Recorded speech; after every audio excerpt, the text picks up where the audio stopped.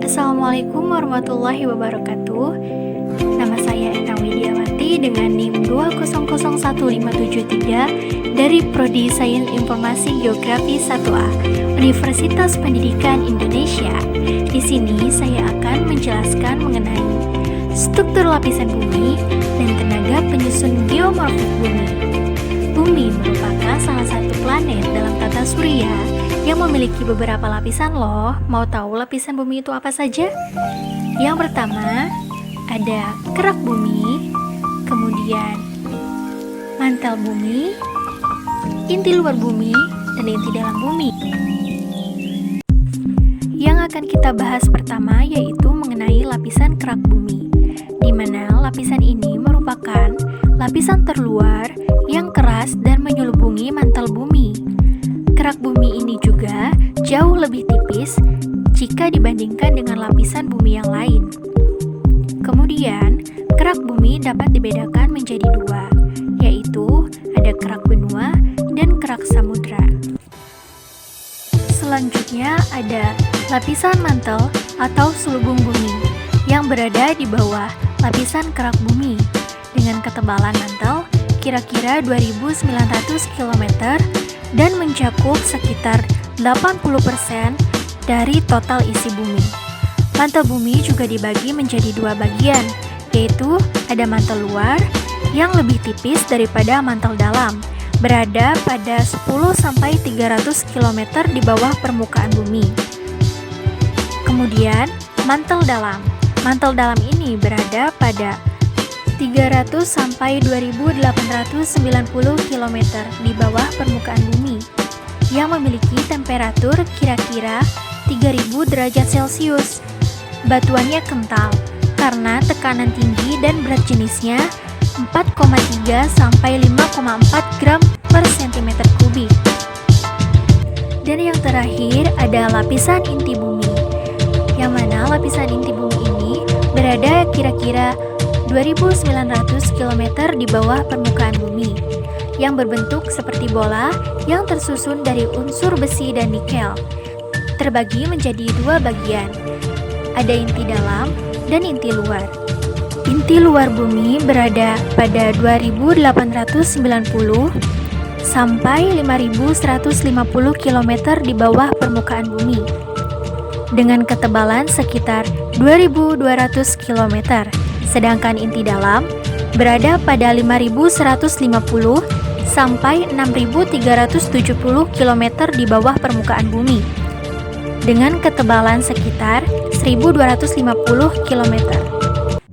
Nah, selanjutnya kita akan membahas mengenai tenaga penyusun geomorfik bumi. Yang pertama, ada tenaga endogen. Tenaga endogen ini adalah tenaga atau energi pembentuk yang asalnya dari dalam yang dapat menyebabkan bumi menjadi berubah dari bentuk sebelumnya. Sifat utama dari tenaga endogen adalah membangun permukaan bumi yang tadinya rata menjadi berbentuk. Contohnya, di suatu tempat yang tadinya rata dengan tanah kini sudah berubah menjadi perbukitan. Contoh dari tenaga endogen yang pertama adalah tektonisme. Tektonisme ini merupakan gejala alam dengan ciri adanya pergerakan pada lapisan kerak bumi yang dapat mengakibatkan terjadinya perubahan pada permukaan bumi. Prosesnya itu sendiri terjadi tanpa pengaruh dari pergerakan magma. Tektonisme ini juga menyebabkan terjadinya patahan dan lipatan pada struktur permukaan bumi. Contoh yang kedua adalah lipatan, di mana lipatan ini merupakan pergerakan tanah yang sifatnya mendatar dari dua arah yang berbeda. Pada lipatan terdapat dua bagian, yaitu bagian antiklinal yang berada di atas dan bagian sinklinal yang berada di bawah atau di lembah. Sedangkan pada contoh yang ketiga adalah patahan.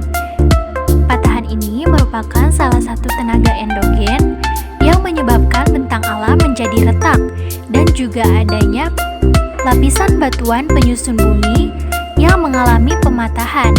Contohnya, dari peristiwa patahan adalah letusan vulkanisme yang menyebabkan bagian kulit bumi menjadi sedikit turun dibanding sisi lainnya. Dengan ini, dapat kita ketahui bahwa ada dampak positif yang dihasilkan dari tenaga endogen. Yang pertama, kesuburan tanah. Akibat dari peristiwa vulkanisme yang berhubungan dengan peristiwa meletusnya gunung berapi inilah yang dapat meningkatkan tanah menjadi subur. Kemudian, keanekaragaman bentuk. Adanya proses lipatan dan petahan ini menyebabkan munculnya keanekaragaman bentuk baru, seperti banyak muncul sungai baru, bentuk danau yang unik, dan dataran baru yang terbentuk. Selanjutnya, sumber tambang. Hasil sisa dari letusan gunung berapi yang mengeluarkan pasir serta material seperti bongkahan batu dapat dimanfaatkan sebagai bahan tambang. Beberapa batuan yang dapat ditambang antara lain adalah batuan granit dan pembentukan logam. Dari adanya bahan logam-logam yang dapat dimanfaatkan dalam pembuatan besi, baja, dan timah. Pembahasan selanjutnya adalah tenaga eksogen. Tenaga eksogen ini merupakan salah satu dari dua tenaga di bumi yang mempengaruhi bentuk permukaan bumi. Bersama dengan tenaga endogen, tenaga ini membentuk dan mempengaruhi bentang alam yang ada di permukaan bumi. Contoh yang pertama adalah sedimentasi, yaitu proses pengendapan material-material yang dibawa oleh agen erosional seperti angin, air, ataupun es, yang jika proses-proses sebelumnya cenderung bersifat destruktif, maka sedimentasi adalah aspek konstruktif dari tenaga eksogen. Contoh selanjutnya adalah pelapukan, yaitu proses hancurnya batu-batuan menjadi batu yang lebih kecil dan nantinya menjadi tanah atau pasir. Pada proses pelapukan memerlukan waktu yang lama dan kondisi lingkungan yang mendukung.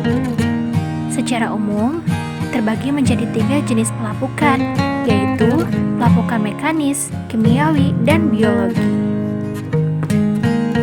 Berikutnya adalah erosi, yakni proses pengikisan padatan, diantaranya sedimen, batuan, tanah, dan partikel lainnya akibat transportasi angin, air, atau gletser.